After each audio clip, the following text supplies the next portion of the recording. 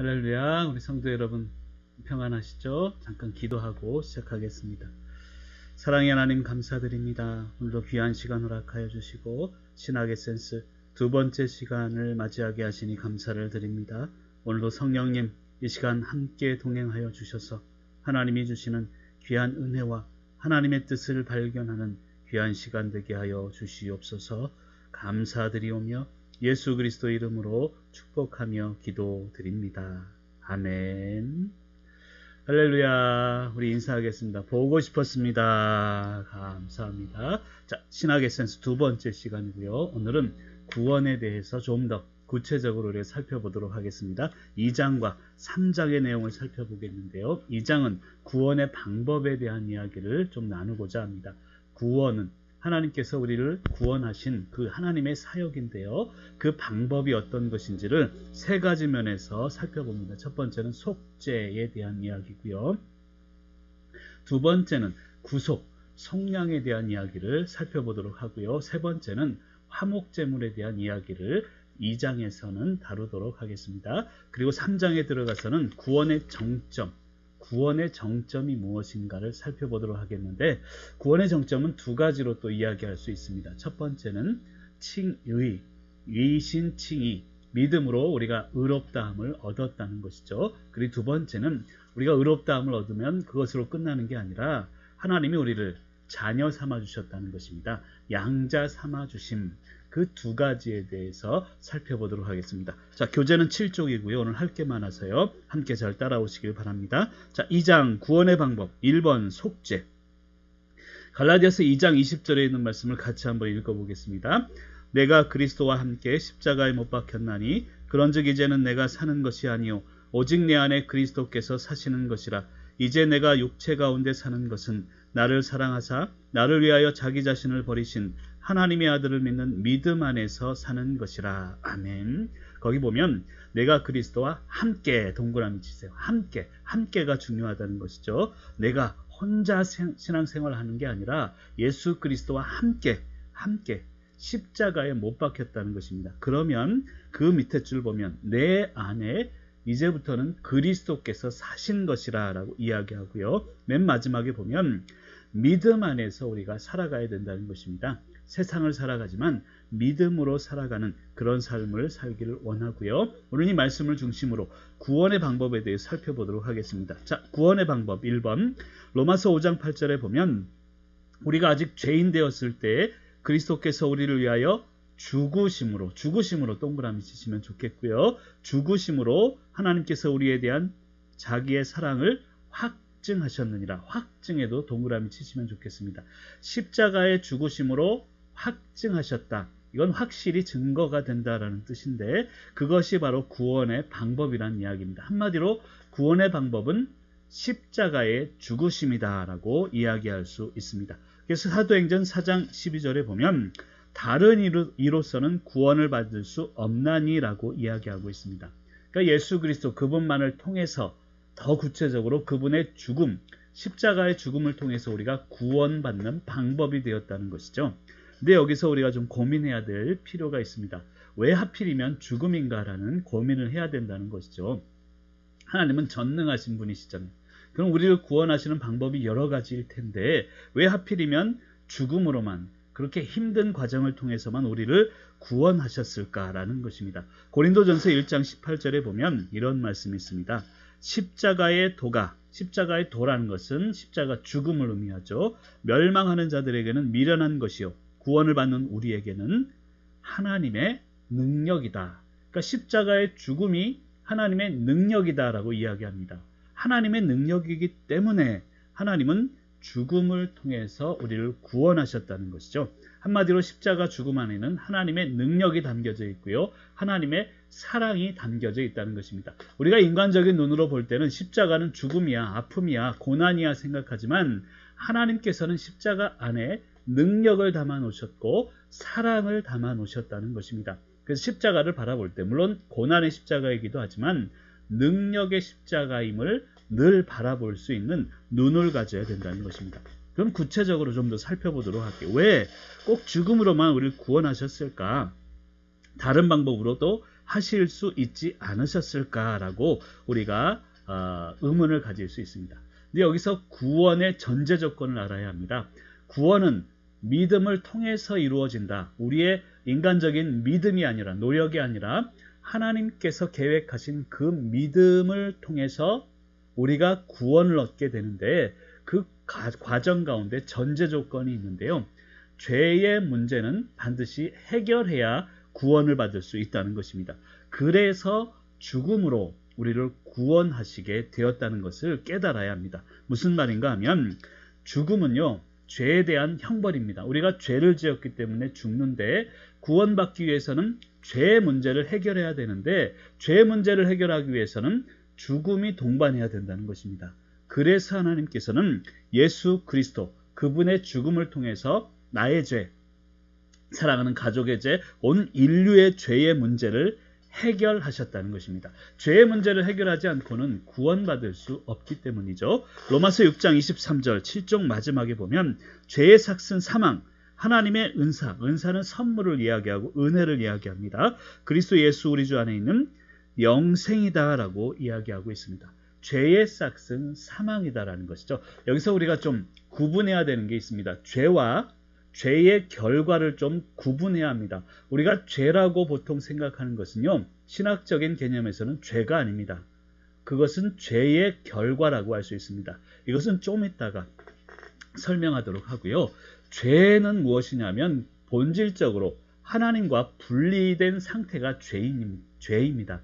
그리고 생명과 끊어진 상태가 죄라는 것이죠. 그런 상태가 되면 그 죄의 결과로 도둑질하게 되고 살인하게 되고 또 어떤 나쁜 그런 일들을 하게 된다는 것이죠. 그래서 죄의 삭은 사망이다라는 것은 내가 도둑질했기 때문에 사망이야, 이게 아닙니다.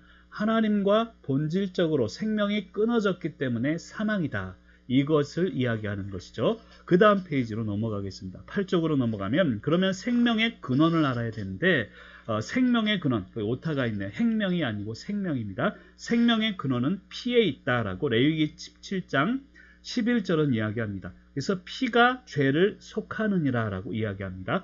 죄의 삭은 사망인데 피에 생명이 있습니다. 그래서 피를 흘려야 죄의 삭을, 죄의 그 행동에 대한 것을 갚게 된다는 이 의미입니다. 다시 말씀드리면, 자, 이것은 피입니다. 피는 생명이고 빛입니다. 이것은 죄입니다. 이것은 죽음이고 어두움입니다. 여러분, 어두울 때요, 촛불 하나 싹 켜면 어둠이 싹 물러갑니다. 아무리 칠흑 같은 어둠도 후레쉬 하나 쫙 비치면요, 그 빛이 비추는 곳에는 어둠이 물러갈 수밖에 없어요. 피가, 생명이, 빛이, 죄, 또한 이 어둠의 문제를 한마디로 해결할 수 있다는 것이죠. 그래서 8쪽 위에 보면 빨간 글씨로 죄인인 우리가 한번 같이 읽어볼게요.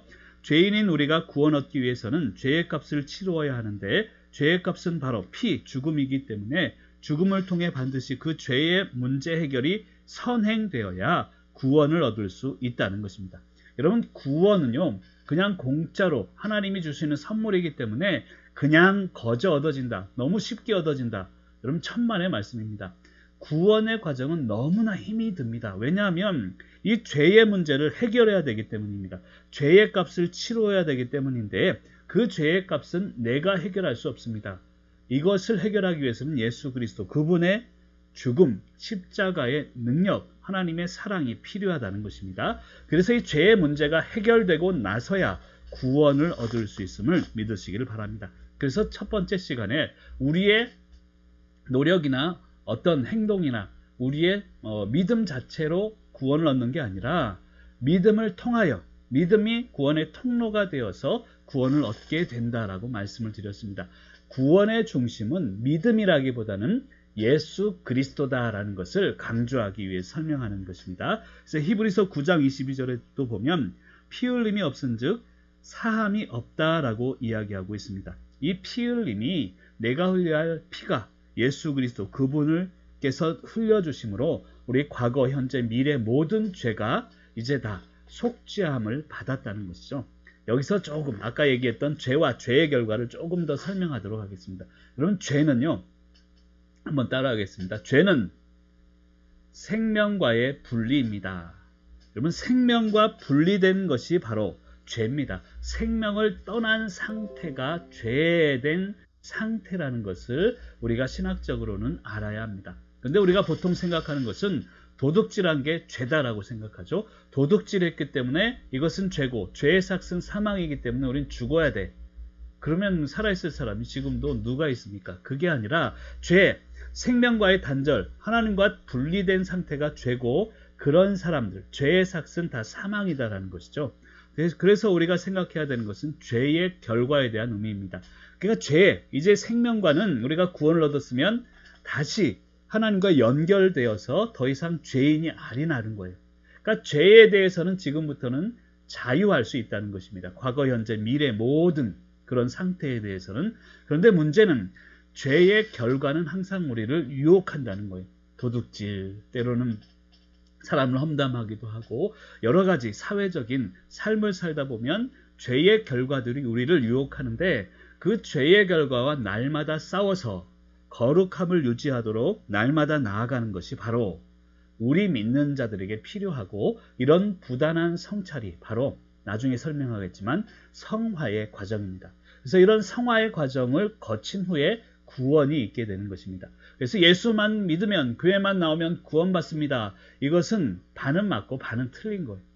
예수 믿고 구원 얻는 것은 맞지만 그 중간 과정에 이제 죄의 문제를 해결하고 죄의 결과, 나를 괴롭히는 모든 죄의 결과와 싸워서 성찰의 과정을 이루어야만 구원을 얻을 수 있음을 여러분들 믿으시길 바랍니다. 어찌되었건 중요한 것은 십자가에서 예수 그리스도께서 우리를 위해 죽으심이 구원의 유일한 방법이다. 죄 해결의 유일한 방법이기 때문에 그렇습니다. 자, 그럼 두 번째로 8쪽 구속에 대해서 살펴보겠습니다. 구속, 괄호에서 속량이라고 쓰시길 바랍니다. 예전 성경에는 구속이라고 번역이 되어 있고요. 지금 성경에는 속량이라고 번역이 되어 있습니다. 에베소 1장 7절에 보면 우리는 그리스도 안에서 그의 은혜의 풍성함을 따라 그의 피로 말미암아 속량, 곧 죄사함을 받았느니라 라고 이야기합니다. 속량, 예전 성경에는 구속이라고 번역이 되어 있습니다. 이런 죄사함, 속량이 죄사함인데 이 속량에 대해서 좀 살펴보겠습니다. 3장 24절에도 보면 속량으로 말미암아 하나님의 은혜로 값없이 의롭다함을 얻었다라고 이야기합니다. 이 말의 의미는 속량, 구속을 통해서 우리가 구원받았다라는 것입니다. 그래서 믿음을 통하여 구원받았다라고 제가 강조하는 이유가 여기 있습니다. 우리의 믿는 행위, 내가 교회 나오는 행위, 이것 때문에 우리가 구원받는 게 아니라 속량, 예수 그리스도께서 우리를 위해 계획하신 구속, 이것을 통해서 우리가 구원을 받게 된다는 것을 믿으시길 바라고요. 베드로전서 1장 19절에 보면 그리스도의 보배로운 피로 된 것이다. 은이나 금, 썩어서 없어질 것으로 우리가 구원받은 게 아니라 예수 그리스도의 보배로운 피로 구원받았음을 이야기하고 있습니다. 그럼 다음 페이지 이제 9쪽으로 넘어가서 우리가 구원과 구속을 좀 구분해서 좀 설명을 해야 될 필요가 있습니다. 구원과 구속은 같은 것일까? 한마디로 설명하면요, 구원은 좀 큰 의미의 덩어리라고 한다면 구속, 속량은 그 안에 있는 자그마한 덩어리라고 할 수 있습니다. 물론 이것을 설명하다 보면 사실은 구원과 구속은 같은 개념이다라고 결론을 내릴 수도 있습니다만 이것을 좀 구분하기 위해서 제가 설명을 드립니다. 여러분, 구원은 뭐냐면요, 온 인류가 영생을 누리게 하기 위한 하나님의 전체적인 사역이라고 할 수 있습니다. 하나님이 여러 가지 사역들을 펼치시고 나아가는데 우리 인간의 역사 가운데 그 모든 것이 사실은 온 인류의 구원을 위한 전체적인 하나님의 뜻이고 사역이라는 것이죠. 그게 구원 사역이라는 이 의미입니다. 그런데 구속, 속량은 한마디로 하나님의 그 구속 사역, 구원을 이루기 위한 하나의 방법이라는 것이죠. 구원의 방법. 근데 여기서 우리가 오해하지 말아야 될 게 있습니다. 목사님, 그럼 구원을 이루는 방법이 구속이라면 또 다른 방법도 있습니까? 여러분, 그렇진 않습니다. 구원을 이루는 방법은 오직 예수 그리스도, 그분의 구속 사역, 속량하심, 오직 한 가지 외에는 없습니다. 그래서 사실은 구원과 구속은 다른 개념이긴 하지만 나중에 보면 한 덩어리다라고 설명하는 게 그것입니다. 큰 개념이긴 하지만, 그리고 구원은 큰 개념이고 구속은 그 구원의 한 방법이기는 하지만 이 한 가지 방법밖에 없기 때문에 결과적으로는 같다라고 설명할 수 있습니다.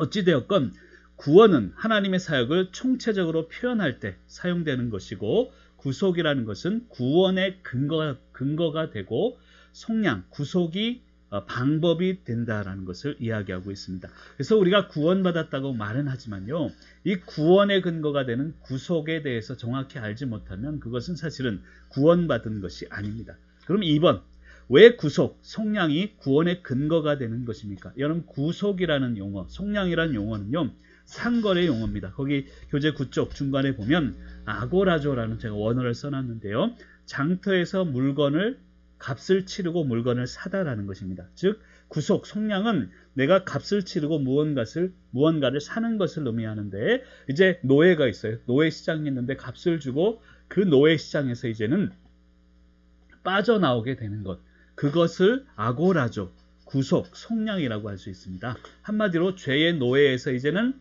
벗어나게 되고 자유인이 되었다는 것을 이야기합니다. 요한복음 19장 30절에 보면 예수님이 십자가에서 다 이루었다라고 이야기하는데, 그게 원어로는 테텔레스타이, 다 이루었다, 값을 다 지불했다, 온 인류의 죄에 대해서 구속했고 속량했다라는 것을 의미합니다.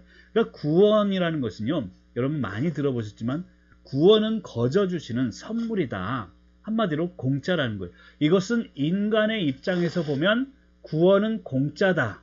그런데 중요한 개념은요, 하나님의 입장에서 보면 구원은 공짜가 아닙니다. 예수 그리스도 십자가의 그런 희생이, 너무나 크나큰 희생이 있었기에 우리가 공짜로 누릴 수 있다는 것이죠. 여러분, 제가 여러분들, 강의를 듣는 여러분들 모두 한번 모아서 한번 뷔페를 한번 가면 좋겠다 생각이 들어요. 그럼 뷔페를 가면, 뷔페는 선불이잖아요. 그 앞에서 몇 명 딱 들어가실 때에 제가 값을 딱 지불하면요, 여러분은 그 안에서 이것도 저것도 마음껏 드시면 된다는 거예요. 이를테면 구속의 의미는 예수 그리스도께서 테텔레스타이, 다 값을 치루었다, 아고라죠, 내가 값을 치르고 너를 샀다, 이런 의미가 있기 때문에 우리는 자유함 속에서 뷔페 안에서 마음껏 먹을 수 있는 것처럼 우리의 삶 가운데 기쁨으로 살아가면 된다는 것입니다. 그게 구속의 의미라는 것입니다. 그런데 세 번째로는 화목제물에 대해서 살펴볼 필요가 있습니다. 그러니까 첫 번째는 우리가 속죄에 대해서 설명을 드렸고, 두 번째 구속에 대해서 이야기를 드렸고요. 세 번째는 화목제물입니다. 요한 1서 2장 2절에 보면 그는, 예수 그리스도, 그분은 우리 죄를 위한 화목제물이니, 첫 번째 우리 믿는 사람만 위할 뿐 아니요, 두 번째 온 세상의 죄, 믿지 않는 사람들의 죄까지도 위함이다라고 설명하고 있습니다. 화목제물로 돌아가셨다는 것이죠. 그러면 10페이지로 넘어가서 화목제물이 무엇인지를 의미를 알아야 합니다. 로마서 3장 25절에 보면 하나님이 그의 피로서 믿음으로 말미암는 화목제물로 세우셨다라고 이야기합니다. 그 다음이 또 중요한데, 그러니까 예수님이 화목제물이 되셨다, 그것까지 생각하시고 그 다음 보면 이는, 그 이유를 설명합니다. 하나님께서 길이 참으시는 중에 전에 지은 죄를 간과하심으로 자기의 의로우심을 나타내려 하심이다라고 표현합니다. 이 말의 의미는 무엇인가 하면 하나님의 진노하심이 우리에게 준비되어 있었는데 예수 그리스도가 화목제물로 딱 드려지니까 그 진노가 멈추었다는 거예요. 그래서 자기의 하나님의 공의로우심, 그러니까 진노가 멈췄다는 것은 화목제물로 아까 얘기했던 구속, 값을 치렀다는 거예요. 그래서 의로움을 나타냈다는 거예요. 여러분, 이것을 잘 설명을 제가 드려야 되는데, 하나님은 사랑의 하나님이시잖아요. 그런데 공의의 하나님이시기도 합니다. 이 말의 의미는 우리 인간에 대해서는 사랑하시지만 인간의 죄에 대해서는 공의로우시다는 뜻이에요. 그리고 이 죄에 대해서는 반드시 진노하시고 심판하셔야 된다는 뜻을 포함합니다. 그런데 여러분, 죄에 대해서 심판해야 되는데 이것을 그냥 마음껏 무조건 사랑의 하나님이니까 이 죄를 다 사해 주실 수는 없어요. 값을 치러야 되는데 그것이 바로 예수 그리스도가 화목제물로 우리에게 드려진 것이고, 화목제물로 드려졌기 때문에 값을 치렀고 이제는 공의로운 하나님으로서 죄를 다 사해 줄 수 있다는 것입니다. 그러니까 공짜로 사해 준 게 아니라 사랑의 하나님이기 때문에 공의로운 하나님이기 때문에 예수 그리스도 그분의 값을 치르고 공의까지도 이루었다는 것을 의미하고 있다는 것입니다. 그럼 화목제물에 대해서 좀 설명을 드리면 그 교재 10쪽 위쪽에 보면 화목제물은 고대 사회에서 제사에 사용되는 용어다. 화난 신들에게 합당한 제물을 바침으로써 노여움을 달랠 때 드리는 제사가 화목제물이다라고 이야기하고 있습니다. 여러분 로마서 1장 18절에 보면요. 중요한 개념이 나오는데 같이 한번 읽어볼게요. 10쪽 중반부에 로마서 1장 18절 시작. 하나님의 진노가 불의로 진리를 막는 사람들의 모든 경건하지 않음과 불의에 대하여 하늘로부터 나타나나니. 아멘이시죠? 거기 보면 하나님의 진노가 나타난다. 하나님의 진노의 대상이 나타나는데요. 여러분 하나님의 진노의 대상은 인간이 아닙니다. 무슨 말인가 하면 인간이 아니라 하나님의 진노의 대상은 인간의 죄라는 거예요.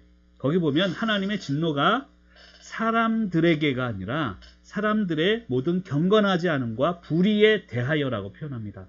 하나님의 진노는 죄에 대해서 나타난다는 것을 이야기하고 있다는 것입니다. 그래서 우리 인간에게 주시는 구원이 흔들리지 않는다는 것. 이 죄를 짓고 저 죄를 지어도 구원의 문제만큼은 흔들리지 않는다는 것입니다. 그렇다고 이 죄 짓고 저 죄 지으라는 이야기가 아닙니다.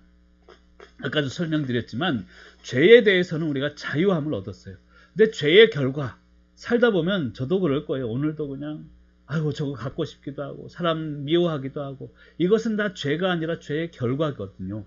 이 죄의 결과에 대해서는 날마다 투쟁하고 싸워야 합니다. 그래서 거룩함을 이루어야 되는데 그것이 성화의 과정임을 믿으시기를 바랍니다. 어찌되었건 하나님의 진노가 인간이 아닌 인간의 죄에 대해서 나타나는데 그 죄에 대해서 하나님의 진노가 이제 불 뜨시 나타날 때 화목제물로 예수님이 드려져서 그것이 이제 다 값을 치르게 되었다는 것이죠. 자, 2번 죄에 대한 하나님의 반응입니다. 아까 설명을 드렸지만 공의의 하나님이세요. 그래서 죄를 그냥 덮고 그냥 지나가는 분은 아닙니다. 로마서 2장 5절에 보면 진노를 내게 쌓는도다 라고 이야기합니다. 하나님의 심판이 나타날 때까지 심판하실 그때까지 우리가 진노를 계속 이 죄를 쌓아놓는다는 것을 의미하고 있죠. 로마서 2장 8절에 보면 오직 당을 지어 진리를 따르지 아니하고 불의를 따르는 자에게는 진노와 분노로 하시리라 라고 이야기합니다. 하나님이 원하시는 것은 분열이 아니에요. 당을 짓는 게 아닙니다. 하나됨을 원하시고요. 그렇지 않으면 진노가 임할 것이다 라고 이야기하고 있습니다. 근데 마태복음 26장 39절에 가서는 예수 그리스도에게 이 진노를 다 쏟아 부으셨다는 것이죠. 그래서 26장 39절에 보면 마태복음 아버지의 원대로 하옵소서 나의 원대로 마시고 아버지의 원대로 하옵소서라고 우리 주님께서 이제 그 진노를 한 몸에 쏟아 받으시는 것을 이야기하고 있습니다. 그 대신에 예수 그리스도가 진노를 받으시고 우리 모든 죄를 사해 주셨다는 것입니다. 그 마지막에 10쪽 레위기 17장 11절에 보면 생명이 피에 있으므로 피가 죄를 속하느니라 라고 이야기하고 있습니다. 그리고 히브리서 9장 12절에 보면 오직 자기의 피로 영원한 속죄를 이루사, 그러니까 제가 설명드렸죠. 과거 현재 미래의 죄의 문제를 해결하셨다. 죄는 생명과의 분리된 상태 이걸 연결해 주셨다는 것입니다. 그래서 피는 능력이다. 우리의 구원은 그래서 흔들리지 않는 것을 믿으시기를 바랍니다. 히브리서 9장 14절에 보면 하물며 영원하신 성령으로 말미암아 흠없는 자기를 하나님께 드린 그리스도의 피가, 그러니까 우리는 흠이 있거든요. 너무 부족하거든요. 그런데 우리를 대신해서 드려진 피, 생명은 흠없는 피입니다. 예수 그리스도, 그분 하나님의 아들이 피를 흘리셨기 때문에 우리는 부족하지만 그 고귀한 피로 인해서 우리의 구원은 흔들리지 않는다는 것입니다. 그것을 믿고 오늘도 기쁨으로 사시기를 바랍니다. 자, 이제는 제 3장으로 넘어가겠습니다. 12쪽으로 펴시고 구원의 정점인데요. 구원의 정점은 두 가지입니다. 첫 번째는 칭의, 따라할까요? 칭의. 두 번째는 양자 삼으심. 이게 구원의 정점, 가장 위에 있다라고 설명할 수 있습니다. 그러니까 속죄를 우리가 공부했죠. 그리고 구속, 속량에 대해서, 그리고 화목제물에 대해서 우리가 구원을 얻었는데 그것의 구원의 정점은 칭의, 우리가 의롭다함을 얻은 것이고 두 번째는 하나님의 자녀가 된 것이다. 이것을 설명하도록 하겠습니다. 로마 3장 24절 다시 한번 읽습니다. 그리스도 예수 안에 있는 속량으로 말미암아 하나님의 은혜로 값없이 의롭다 하심을 얻은 자 되었느니라. 값없이라는데 한번 동그라미를 치시길 바라고요. 값없이 우리가 의롭다 하심을 얻었다. 여러분, 우리가 의롭다가 아니라 의롭다 하심을 얻었다는 것입니다. 그러니까 내가 의로운 행동을 통해서 의로워진 게 아니에요. 의롭다 칭함을 받게 된 것이죠. 그것이 구원의 정점이라는 것을 이야기하고 있습니다. 여러분, 믿음을 통하여 구원을 받는다는 것을 제가 설명을 쭉 드렸는데요. 사실은 믿음을 통해서 구원에 바로 이르는 게 아닙니다. 그 과정에는 아까 제가 얘기했지만 죄의 문제를 해결해야 되는데 그것을 해결하기 위해서 십자가, 구속의 은혜가 있고요. 그리고 그 구원을 받게 됐는데 그것이 바로 칭의이고 이 칭의, 의롭다 칭함을 받는 과정이 있은 후에 구원을 받게 됨을 믿으시기 바랍니다. 그러니까 칭의, 의롭다 칭함을 받는 것을 생략하고서 구원을 생각할 수가 없다는 얘기를 하고 있습니다. 자, 그럼 칭의가 무엇일까?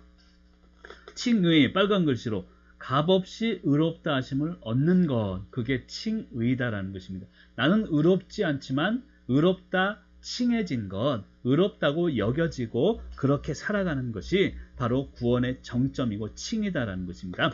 그 밑에 보면 이신 칭의, 이신 믿음을 통해서 칭의, 의롭다 칭함을 받는다, 값없이 칭함을 받는다, 그런 의미입니다. 그래서 거기다 제가 믿음으로 말미암아 그 다음에 값없이를 한번 더 집어넣으세요. 값없이, 믿음으로 말미암아 값없이 의롭다 칭함을 받는다, 의미가 이신칭인데, 여러분, 우리는 모두는요 죽어야 할 죄인이에요. 한마디로 법정에서 사형 선고를 받은 죄인이라는 것입니다. 그런데 사형 선고를 받았지만 그 죄를 예수 그리스도께서 대신 감당해서 죽으셨다는 것.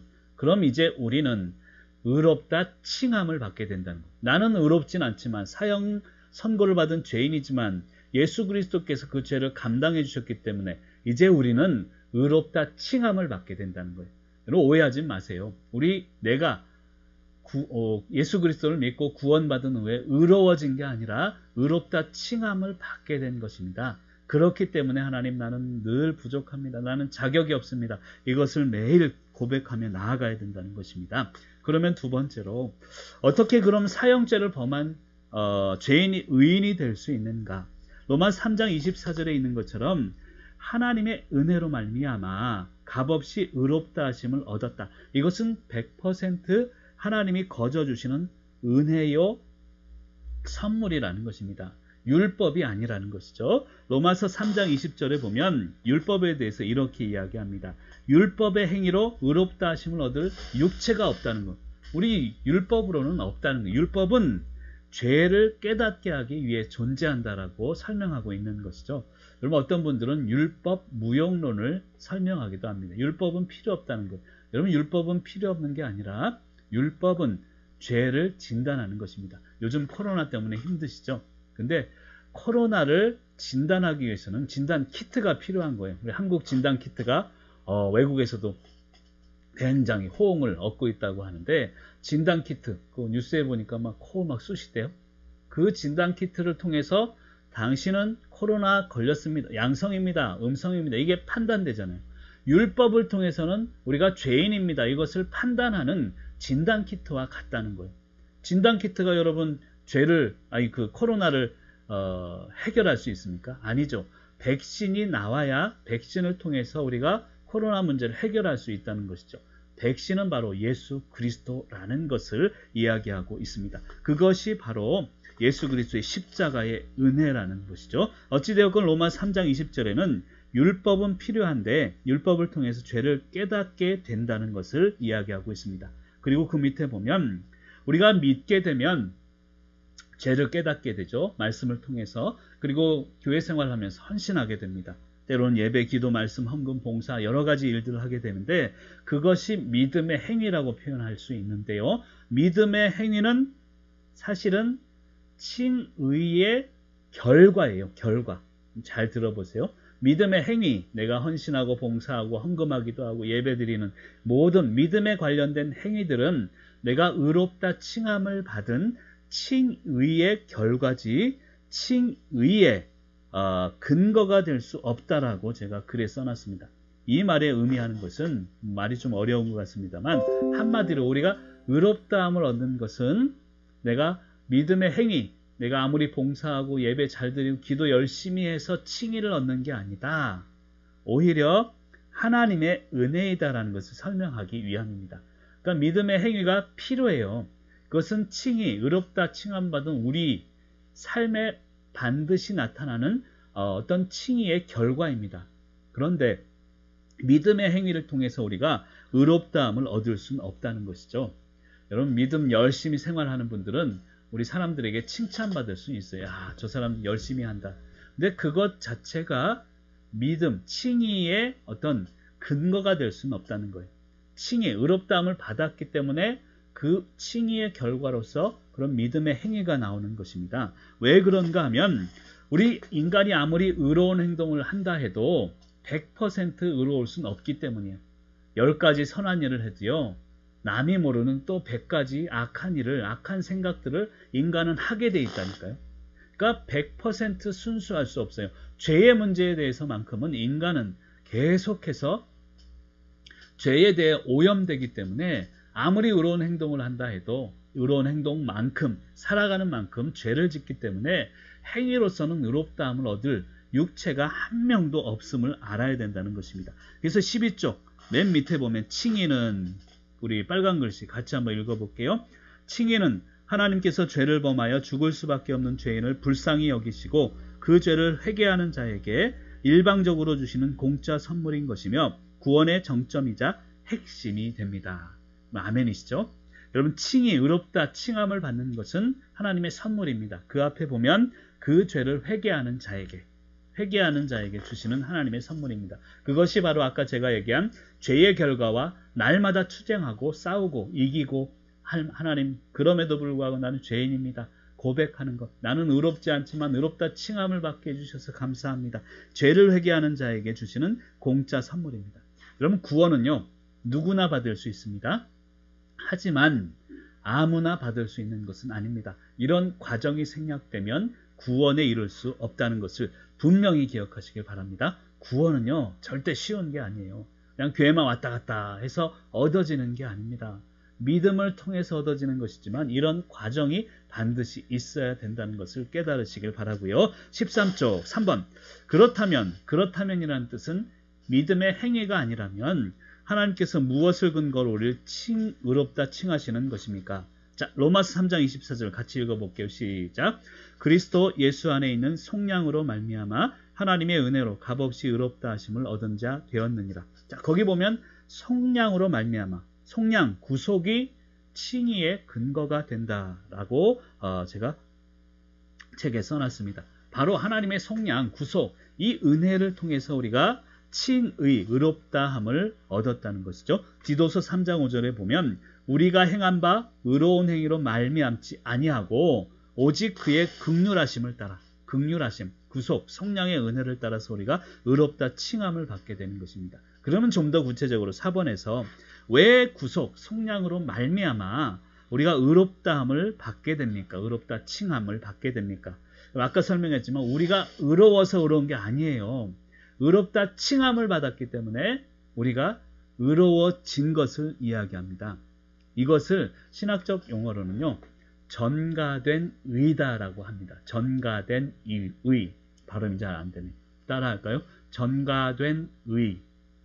왜 그런가 하면 예수 그리스도 그분은 온전히 의로우신 분이신데 그 의로우심이 나에게 전가되었다는 것입니다. 실제 우리는 의로운 행동을 한 예가 없는데 우리는 의로운 존재가 되었다는 것이죠. 여러분 신앙은요. 행위에 관련된 게 아닙니다. 존재에 관련된 거예요. 이걸 설명하려면 굉장히 어려운데요. 한마디로 쉽게 얘기하면 우리의 행위로 신앙 생활을 할 수 없어요. 우리는 예수 그리스도 의로움을 전가받은 존재, 이것을 깨달아야만 신앙생활을 할 수 있다는 것입니다. 그래서 신앙은 존재와 관련된 것이다. 한마디로 우리 인간 안에는 의가 없다는 것이고 예수 그리스도 의를 우리가 전가받아서 의롭다 칭함을 받게 된 것이죠. 갈라디아서 2장 6절에도 보면 사람이 의롭게 되는 것은 율법의 행위로 말미암음이 아니요 오직 예수 그리스도를 믿음으로 말미암는 줄 알므로 우리도 이 그리스도 예수를 믿나니 이는 우리가 율법의 행위로서가 아니고 그리스도를 믿음으로써 의롭다함을 얻으려 함이라 라고 이야기합니다.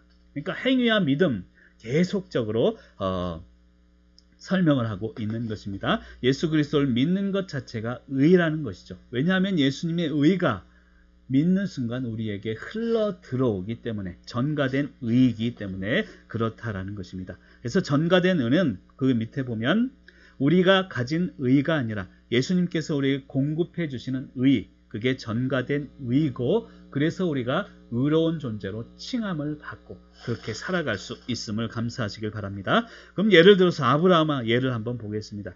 창세기 15장 6절에 보면 우리 13쪽에 있습니다. 밑에 아브라함이 여호와를 믿으니 동그라미 여호와께서 이를 그의 의로 여기시고 의. 그러니까 믿음 자체가 의라는 거예요.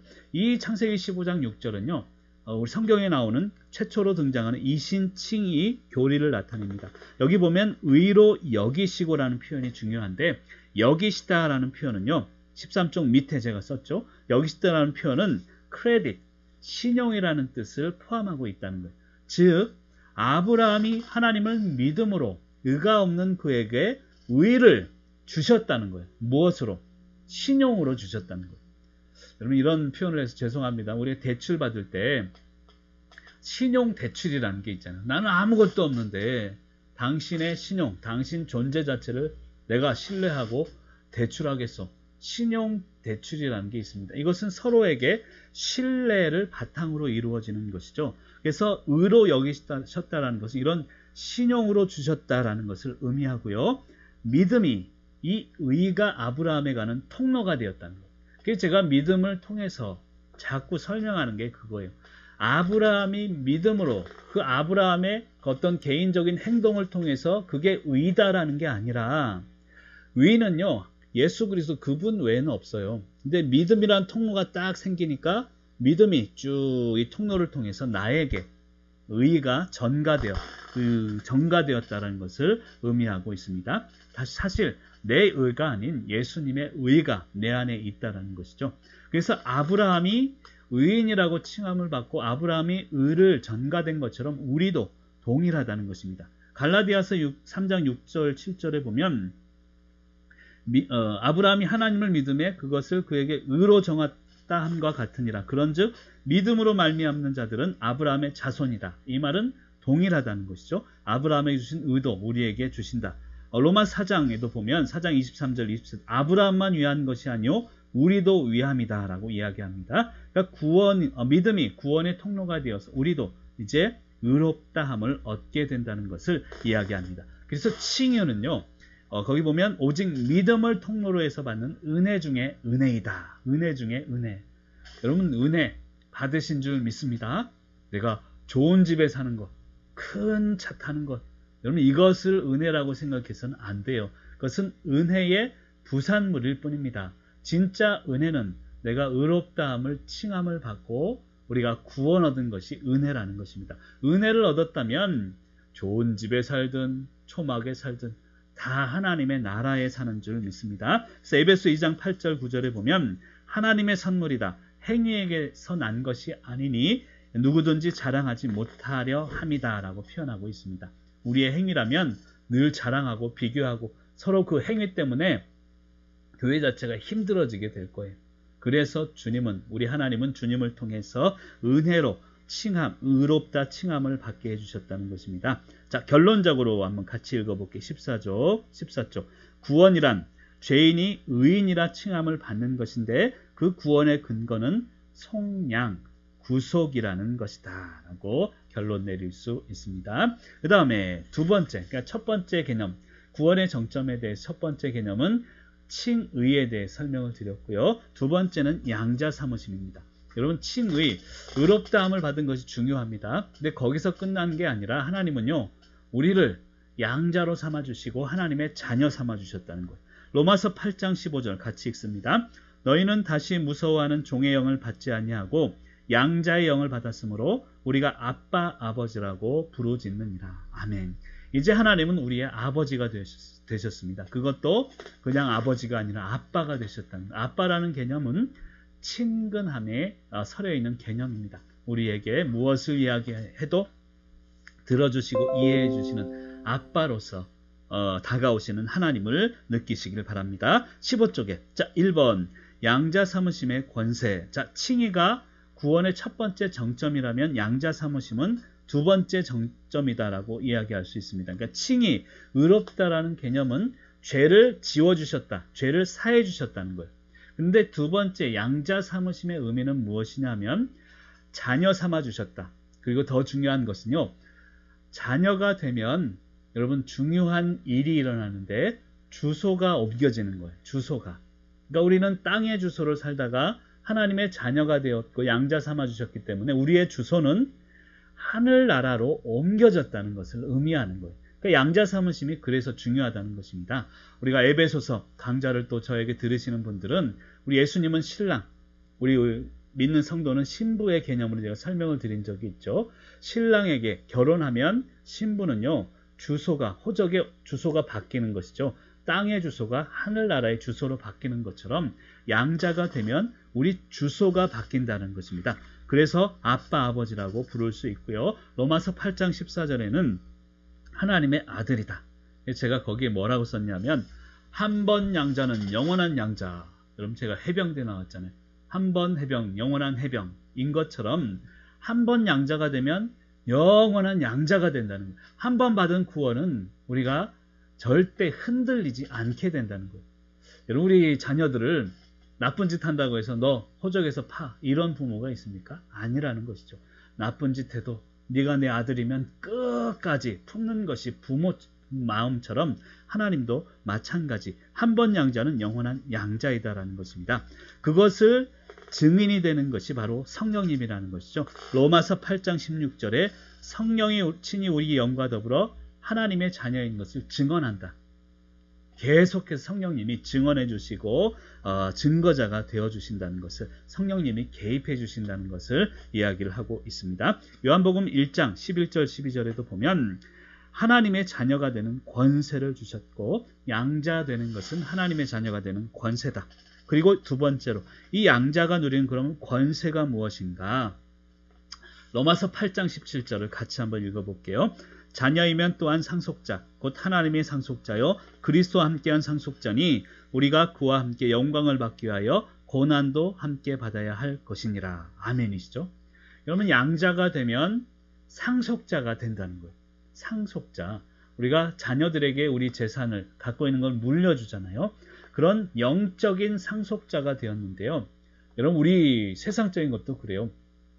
어떤 우리가 가진 재산도 물려주지만 빚도 상속받게 되어 있습니다. 한마디로 이야기하면 오늘 말씀 이야기하는 건 영광도 상속해라. 그런데 고난도 받아야 할 것이다. 그러니까 우리 상속은 첫 번째 영광의 상속이 있고요. 고난의 상속이 있다는 거예요. 여러분 여기서 우리가 좀 신학적인 고민을 해야 됩니다. 영광과 고난은요 같은 거예요. 무슨 말인가? 여러분 우리 세상적으로 얘기하면 부자, 돈 많은 사람, 가난한 사람이 있죠. 우리는 부자, 가난한 사람 이렇게 생각하지만 부자나 가난한 사람이냐 똑같은 개념이라는 거예요. 많이 갖고 있어도 없어도 똑같습니다. 부자나 가난한 자는 동일한 단어라는 거예요. 왜 그런가 하면 갖고 있으나 없으나 중요한 것은 내 갖고 있는 지금 상황을 통해서 우리는 하나님의 상속자임을 증거하기 때문입니다. 그러니까 갖고 있는 자도 없는 자도 부자도 가난한 자도 중요한 것은 부자냐 가난한 자가 아니라 지금 상황 속에서 내가 하나님의 자녀임을 상속자임을 증거하며 살기 때문에 부자도 가난한 자도 똑같다는 거예요. 상황이 다를 뿐 똑같은 개념임을 이야기하고 있습니다. 다시 얘기하면 영광도 고난도 함께 받고 이것은 같은 개념이다. 이것을 비교하지 말라는 것을 설명하고 있습니다. 그 다음 페이지 16쪽에 보면 요한계시록 21장 7절에 중요한 개념이 나오는데요. 이기는 자들은 이것들을 상속으로 받으리라. 우리가 믿음을 통해서 세상을 이기게 되는데 상속을 받게 되는데 그 상속이 뭐냐면 나는 그의 하나님이 되고 그는 내 아들이 되리라. 여러분 놀라운 말씀이에요. 하나님 자체를 우리가 상속받게 된다는 거예요. 좀 더 구체적으로 얘기하면 하나님께서 가지신 모든 것을 우리에게 상속해 주십니다. 근데 두 번째는 하나님 당신 자체를 우리에게 주신다는 거예요. 여러분 부모의 존재 목적은요. 자녀에게 있습니다. 자녀를 온전히 키우고 양육하고 자녀들의 삶을 돌보기 위해서 부모의 존재 목적이 있습니다. 물론 그것만이 전부라고 하는 건 아닙니다. 부모의 존재 목적은 자녀들을 위해서 있는 것이죠. 반대로 자녀의 존재 목적은요. 부모를 위해서 있는 것입니다. 부모의 뜻과 부모의 사랑과 그것을 이해하고 순종하는데 이 자녀들의 존재 목적이 있는 것이죠. 여러분 신방하고 목회하다 보면요. 나이 드신 분들 어떤 자녀가 제일 좋아요? 물어보면요. 나이 드신 분들 그래요. 돈 많이, 용돈 많이 주는 자녀 아닙니다. 내 말 잘 들어주는 자녀. 그 자녀가 최고라는 거예요. 하나님도 마찬가지입니다. 우리가 바칠 건 뭐 있습니까? 헌금도 바치고 많이 바치는 거 그것도 하나님을 향한 사랑입니다. 헌금도 많이 하셔야 돼요. 그런데 더 중요한 것은 말씀에 순종하는 것. 그것이 더 중요한 것임을 믿으시길 바랍니다. 마지막으로 세 번째 16쪽. 그렇다면 우리가 하나님으로부터 받은 상속은 무엇입니까? 아까 제가 설명드렸지만 하나님의 자녀가 되었으니 하나님 나라의 모든 것을 받고요. 더 중요한 것은 하나님 자체를 상속받게 되고 그것이 바로 예수 그리스도를 통해서 우리에게 주시는 영광이라는 거예요. 요한복음 17장 1절을 같이 한번 읽습니다. 예수께서 이 말씀을 하시고 눈을 들어 하늘을 우러러 이르시되 아버지여 때가 이르러 싸우니 아들을 영화롭게 하사 아들로 그 아버지를 영화롭게 하옵소서. 하나님의 영광을 우리가 상속받게 되었다는 것입니다. 문제는 뭐냐면 예수 믿으면 세상의 것들을 세상의 축복들을 받게 된다라고 생각하는 데 있습니다. 이것은 아까도 얘기했지만 하나님이 주시는 은혜의 부산물일 뿐이에요. 재산, 재물, 저는 저와 함께 신앙생활한 모든 분들이 부자가 되길 축복합니다. 그리고 좋은 차 타시고 좋은 집에 사시길 축복합니다. 근데 그것은 은혜 자체가 아니라 은혜의 부산물이라는 거예요. 진짜 은혜는 우리가 하나님의 자녀된 것이고 하나님 나라를 상속받는 것이고 하나님 자체를 상속받는 것이다. 영광을 상속받는 것이고 그와 함께 때로는 고난도 함께 상속받는 것이 진정한 은혜요. 은혜의 개념임을 믿으시기를 간절히 소망합니다. 이제 저와 여러분 하나님의 자녀가 되었습니다. 한 번 양자가 된 것은 영원한 양자입니다. 우리 받은 구원은 흔들리지 않습니다. 중요한 것은 죄의 문제에 대해서는 자유하여졌지만 죄의 결과와는 날마다 싸워서 하나님의 자녀로서 하나님께 영광 돌리며 하나님을 영화롭게 하는 삶을 사시기를 간절히 소망합니다. 자, 다음 시간에는요. 17쪽에서 22쪽까지 해보려고 합니다. 22쪽 인간을 향한 하나님의 설득까지 해보려고 하니까 여러분들 또 예습해 오시고 하나님의 놀라우신 구원의 증거와 또 올바른 믿음에 대해서 또 새롭게 깨닫는 시간이 되시길 바랍니다. 잠깐 제가 기도하고 마치겠습니다. 사랑의 하나님 감사합니다. 오늘도 귀한 시간 허락하여 주시고 오늘 또한 귀한 우리 신학 에센스를 통해서 우리들이 모르고 있었던 잘 알지 못했던 개념들을 깨닫게 하시니 감사를 드립니다. 죄에 대해 자유하게 하셨으니 죄의 결과와 날마다 투쟁하며 영적 전쟁 가운데 승리하는 귀한 분들 부단한 성찰을 통하여서 성화의 과정을 이루며 하나님을 영화롭게 하는 삶을 살도록 인도하여 주시옵소서. 감사드리오며 예수 그리스도의 이름으로 축복하며 기도드립니다. 아멘. 여러분 한 주간 더욱더 평안하시고 성찰의 과정을 통해서 성화의 삶을 사시길 바랍니다. 저는 다음 주에 뵙겠습니다. 감사합니다.